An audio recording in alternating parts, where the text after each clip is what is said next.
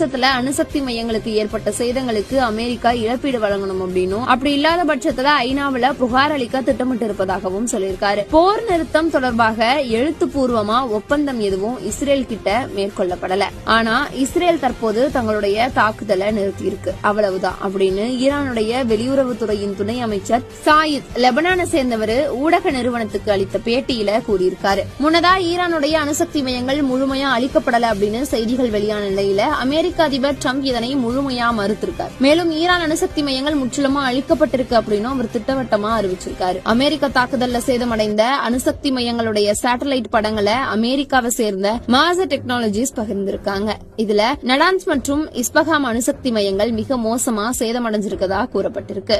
America நடத்திய தாக்குதல்ல தங்க நாட்டுல இருக்கக்கூடிய அணுசக்தி மையங்கள் மிக மோசமா பாதிக்கப்பட்டிருப்பதா ஈரான் தெரிவிச்சிருக்காங்க. இதுக்கு உரிய இழப்பீட்டை அமெரிக்கா வழங்க வேண்டும் அப்படி இல்லைன்னா ஐநாவுல புகார் அளிக்கப்படும் அப்படின்னு ஈரான் கூறியிருக்கு. கடந்த 21ஆம் தேதி இஸ்ரேல் மற்றும் ஈரான் இடையிலான மோதல்ல இஸ்ரேலுக்கு ஆதரவா அமெரிக்க படைகள் தாக்குதல்ல இறங்கினாங்க. அமெரிக்கா மேற்கொண்ட தாக்குதல்ல ஈரானுடைய முக்கிய அணுசக்தி மையங்களான போர்டோ, நடான்ஸ் மற்றும் இஸ்பஹாம் உள்ளிட்டவை தாக்கப்பட்டன. இதை அமெரிக்க அதிபர் டொனால்ட் ட்ரம்ப் உறுதி செய்தார். இந்நிலையில் ஈரானுடைய வெளியுறவு அமைச்சகத்தின் செய்தி தொடர்பாளர் இஸ்மாயில் பாகி அமெரிக்க தாக்குதல்ல தங்களுடைய தேசத்தின் முக்கிய அணுசக்தி மையங்கள் மோசமாக சேதமடைஞ்சிருப்பதா தெரிவிச்சிருக்காரு. எங்க தேசத்தோடைய அணுசக்தி மையங்கள் மிக மோசமா சேதமடைஞ்சிருக்கு அப்படிங்கறதையும் அவரு குறிப்பிட்டு உறுதியா சொல்லியிருக்காரு. தாக்குதல்ல எங்க